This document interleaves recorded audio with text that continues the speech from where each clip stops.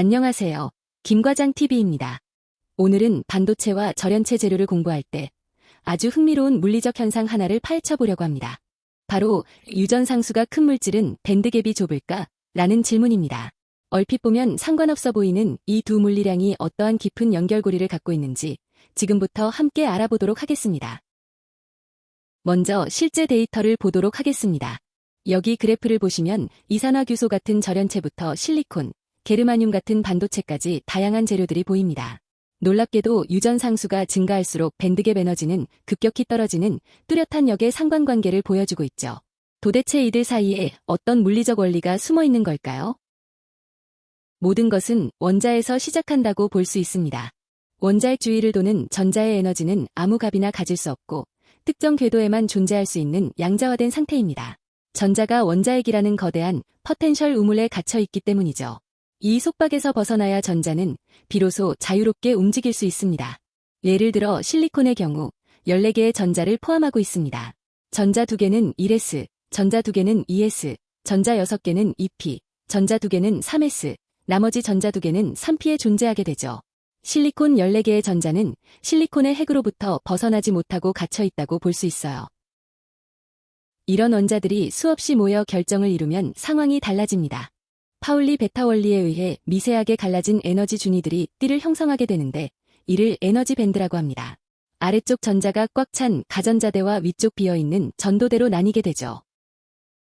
여기서 밴드갭은 가전자대에 속박된 전자를 전도대로 올려보내 자유롭게 움직이게 만드는 데 필요한 최소 에너지 비용이라고 생각할 수 있습니다. 다르게 말하면 전자가 원자에게 얼마나 강하게 붙잡혀 있는지를 나타내는 속박 에너지라고도 볼 수 있습니다. 밴드갭이 클수록 전자가 원자에게 더 잘 붙잡혀 있다고 볼 수 있어요. 이제 유전상수에 대해 알아보도록 하겠습니다.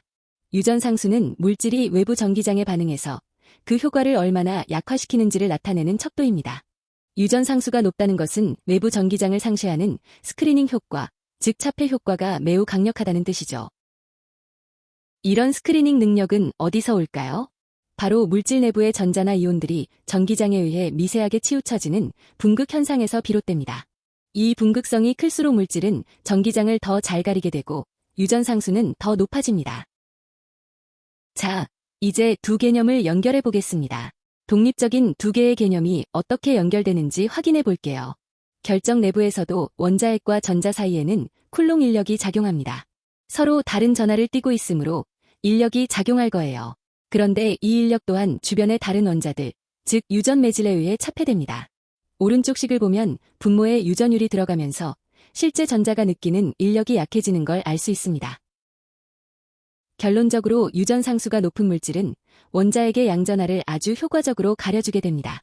이 강력한 가려주는 효과, 즉 스크리닝 효과 덕분에 가전자 전자가 원자핵에 붙들려 있는 힘, 즉 속박 에너지가 크게 약해지게 됩니다.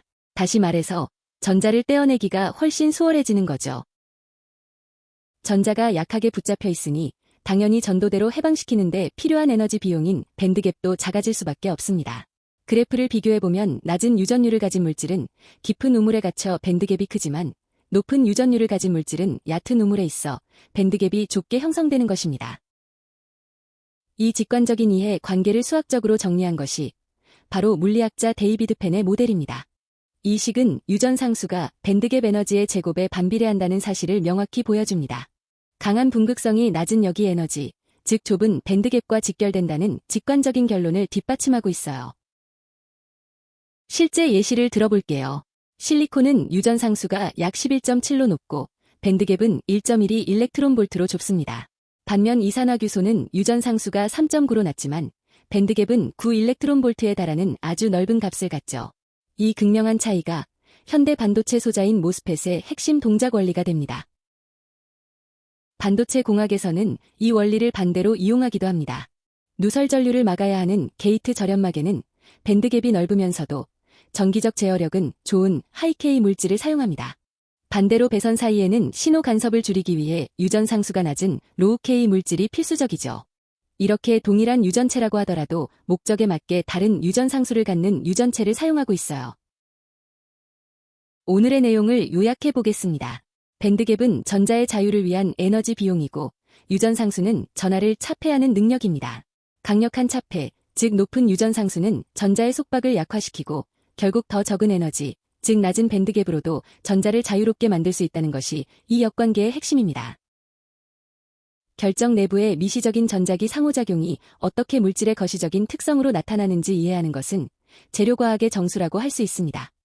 양자역학의 영역이라고 생각할 수 있는 공학의 기초가 되는 이 아름다운 연결고리와 상호관계에 대해 잘 이해하셨나요? 오늘 다룬 유전상수와 밴드갭의 역관계의 대선 설명을 마치도록 하겠습니다. 감사합니다.